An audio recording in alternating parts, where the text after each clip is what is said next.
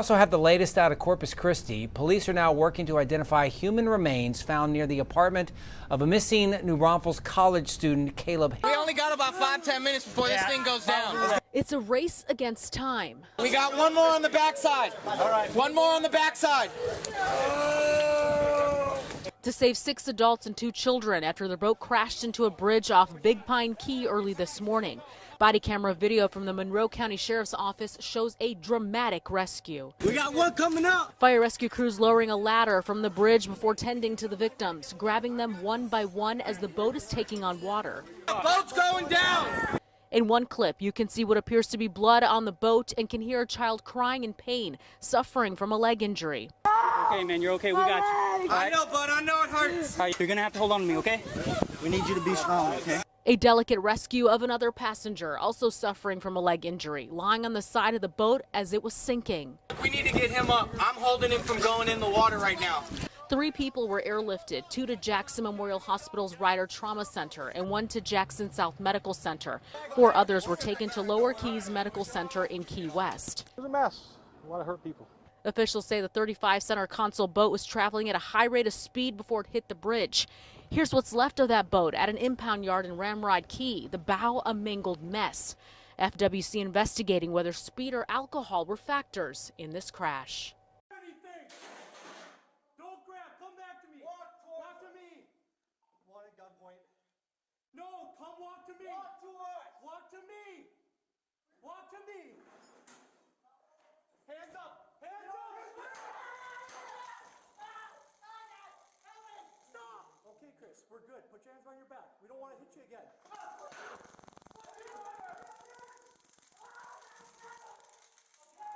Back off. Just give up. Just give up. Just give up. Just give up, man. Just surrender. Chris, just give up. Give up. Give up. Give up. We can't.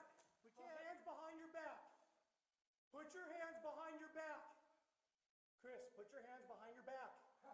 Put them behind your back. Put them behind your back. I smoke weed, yeah. Body cam video shows that while 60-year-old Charles Legault was pulled over by a Putnam County Sheriff's deputy, the deputy first smelled marijuana and then asked Legault if he could search the truck for more drugs. Legault consents to a search. Within seconds, the deputy finds what he believes to be drugs and drug paraphernalia. So what are these dope baggies in this cigarette pouch right here for? You use cocaine as well? No. I got 6 heart attacks. Okay. Well, what does that have to do with the 3 baggies with the white substance in that cigarette pouch right there? Don't know. Legault is asked to get out of the truck. He's searched and then asked to stand in front of his truck while the deputy searches the inside of the vehicle. The deputy first finds a handgun in the seat. Looks like a Ruger 22. Then the deputy finds more drug paraphernalia. What kind of pipe is this? Not a clue. I hadn't been in the truck. That's a methamphetamine pipe, sir. 8 minutes and 45 seconds after the traffic stop, the deputy continues to search for drugs when this happens. Yeah, it's good. Whoa! What the A chemical bomb just exploded in the deputy's face. This is what the bomb looked like before it exploded. And this is the explosion in slow motion. Although the deputy struggles to breathe, he manages to call for backup and places Legault into handcuffs. Put your hands behind your back. I don't know what the that was, man. Moments later, it becomes obvious that the chemicals that exploded in the deputy's face are making it even harder for him to breathe. Yeah, it's like in my lungs or something. We then see the deputy's uniform covered in a white chemical powder as the deputy takes off his body armor. The powder was believed to be chlorine. The deputy was later taken to the hospital to be treated for respiratory injuries from the chemical explosion. He's just very lucky is what it is. Retired JSO Director of Homeland Security and Investigations turned News4JAX crime and safety analyst Tom Hackney says the deputy's injuries could have been a lot worse. Had that been filled more or had been larger or it got in his eyes, I mean, you can talk about blindness and those kind of permanent things that could happen to him and permanent lung damage depending on how close he is. And you can see, again, the struggle to breathe just really highlights how dangerous these traffic stops can be. It was very windy that day, and Hackney says the winds may have helped to dissipate the fumes from the explosion, and that may have helped the deputy. I think everything was in this officer's favor to that it had a successful outcome as much as it did, that he wasn't harmed worse than he was. The explosion prompted a bomb squad to be called in to make sure the truck was cleared of any other explosives before other deputies could search for more drugs. The following day, deputies raided Legault's home to look for more explosives. Although they did not find any more bombs, they did find more illegal drugs. Legault remains in jail without bond on multiple felony charges related to trafficking meth, possessing an explosive device, and battery on a law enforcement officer.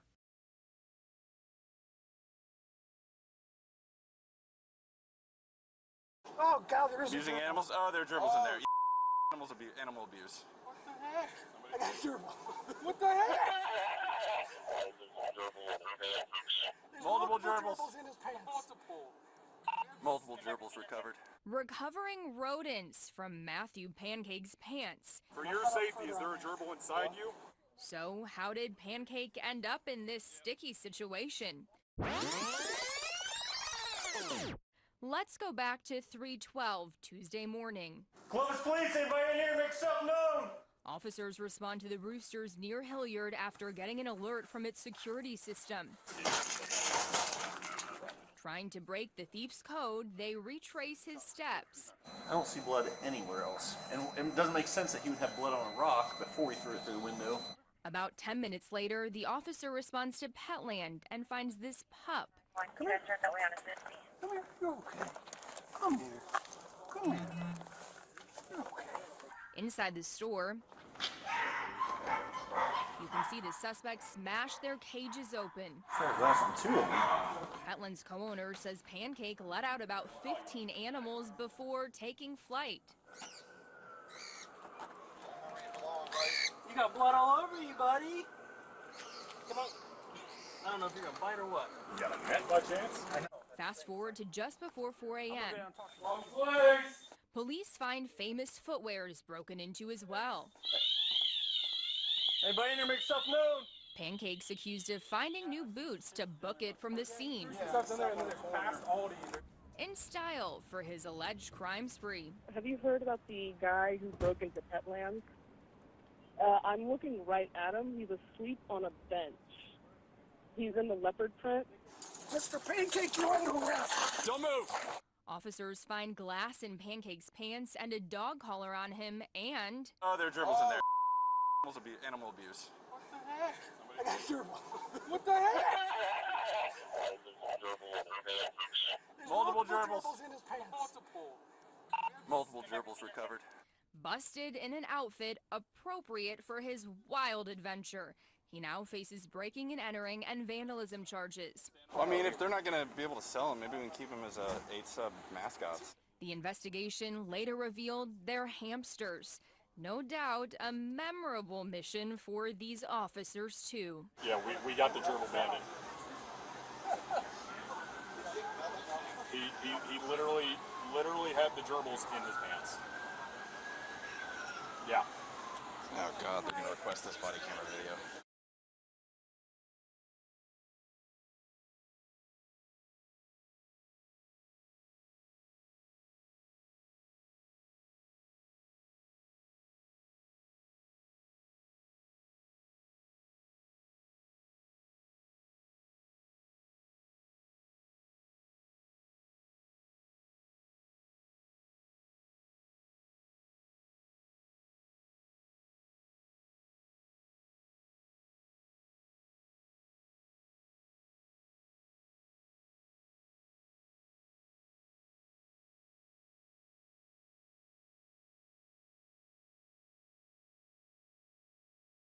It seemed to come from nowhere, a massive piece of a construction crane slamming onto cars on the 3rd Avenue Bridge, April 4th, 4:30 in the afternoon. Can I call you back? One of our bridges just collapsed. This Fort Lauderdale officer was one of the first to arrive. He would learn it was a large chunk of metal that fell onto the bridge from several stories up. 70, I'll go ahead and give the Coast Guard a call. Ma'am, are you in the car? Over there, away from the crane. It's already fallen. It could keep falling. Watch this video again from the security camera on the bridge. Driver Carol Zinzer was able to get out of her black Pontiac almost immediately after the impact. Ma'am, what hurts? Absolutely. Which car were you in? Responding officers seemed surprised she was unhurt. My mind is pretty messed up. Okay. But if I could have my phone. We'll get everything for you. But on the other side of the bridge, officers comforted Gemalyn Castillo, who was bleeding from her head. Watch the video again. She was in that second car, a Tesla, her face badly cut. Significant indention in her head. Mark Sarazin was driving that car. I just felt it shear off the front, bounce off the front of my car. Construction worker Jorge de la Torre would not survive, coming down with that piece of steel. He was behind me, and all we heard was just a loud noise, and the tower just flipped over. And Where was he when the tower flipped over? he was behind me, standing. The tower was next to us, and the tower just came this way. On top of him? Well, yeah. In the middle of it all, a school bus also on the bridge at the time. I don't want you under that crane. As co-workers consoled each other, witnesses and officials alike marveled that with this happening at rush hour, so many people were lucky to have escaped unhurt. Keep your hands out of your pockets. Body-worn police cameras in Utica, New York captured a teen's final moments Friday night. 13-year-old Liam Y, seen here in a family photo, was stopped along with a second teen by Utica officers who were assisting an investigation into 2 robberies in the area. The boys matched the description of 2 suspects and were walking near where the crimes took place, according to a Utica police press release. Can I just pat you down and make sure you got no weapons on you? Officers soon take Y to the ground. A chaotic scuffle follows, and then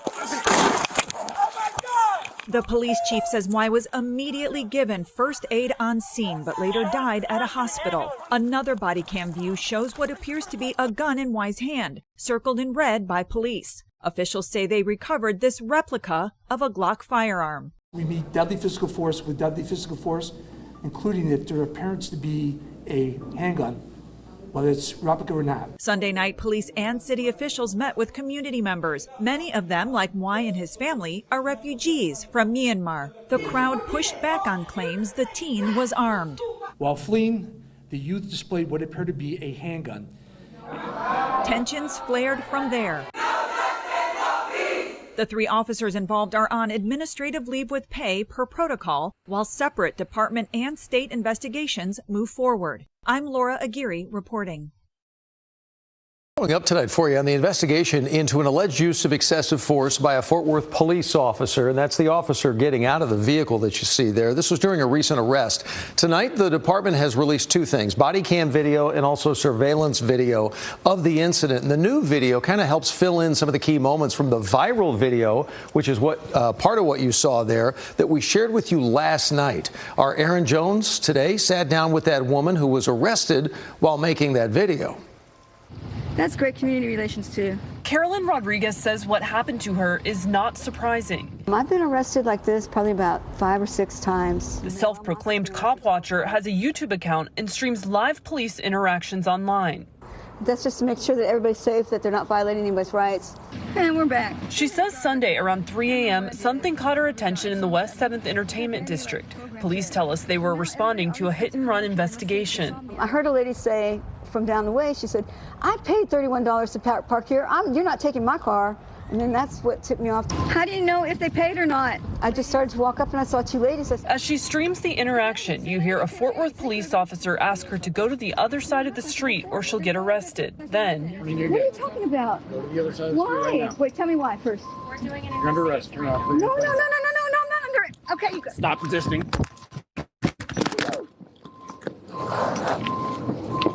Stop resisting. she tells us she doesn't remember what happened next. She's bleeding. I got knocked out. They said I did a death gurgle, and the next thing I know is I woke up in the hospital, chained to the bed. handcuffed to the bed. Wait, tell me why first. Today, Fort Worth police released body cam video of the incident, filling in some of the gaps. You can see the officer slam Rodriguez to the ground. After getting medical attention, she was booked into the Tarrant County Jail on multiple charges, including resisting arrest and evading arrest, a visible black eye in her mugshot. I have bruises all everywhere. This arm right here, I can barely move it. And so the elbow was knocked out of the socket, and I think the shoulder was, but I don't know. Now Fort Worth police are investigating the use of force. Mayor Matty Parker has called a special meeting on Friday, and the city's Office of Police Oversight Monitor is also looking into the situation. Caroline, we're busy. Go. The officer, who has been with the department 7 years, has been administratively reassigned out of patrol pending the outcome of the investigation. Rodriguez says she wants accountability. I don't see how you can resist when you're unconscious. And plans to file a lawsuit against the department soon. In Fort Worth. Well, new video of a water rescue this past weekend in Ocean City, New Jersey. Lifeguards saved several people, including 2 children who were caught in a strong rip current. CBS Philadelphia's Liz Crawford joins us now with more on what was a stressful situation. Liz? Well, 9 people needed help at 9:30 on Saturday morning, and that's a half hour before lifeguards are on duty. Fortunately, most guards were already at the beach and able to jump right into action. It's perspective we don't usually see, an aerial view of a water rescue. About a dozen lifeguards jumped in the water Saturday morning to save those struggling to swim. Look here, people swimming and swimming, but getting nowhere. Ocean City Beach Patrol said initially 4 people went in the water, then 5 others jumped in to help. Soon, all 9 people were struggling. 2 were brought to safety on jet skis. The other 7 were given flotation devices and guided to shore by lifeguards. Coming down the beach now, thank you. And that drone's right over top of them. Ocean City Police launched its drone to help determine how many people were in the water. Within minutes of the calls for help, everyone was safe on the beach. Did they get him? Yeah, they got him. The current's really bad, though. Yeah, the current is bad. They've been saying it all week. There you have it. Now, 2 takeaways from the Beach Patrol. Don't get in the water without a lifeguard on duty. This was another reminder. And number 2, for all the Ocean City people out there, the beach at 9th Street often has tough water conditions. That's right from the Beach Patrol. It has to do with the shape of the jetty. So if you're swimming there, be extra careful. That's for sure. Liz, thank you so much for that.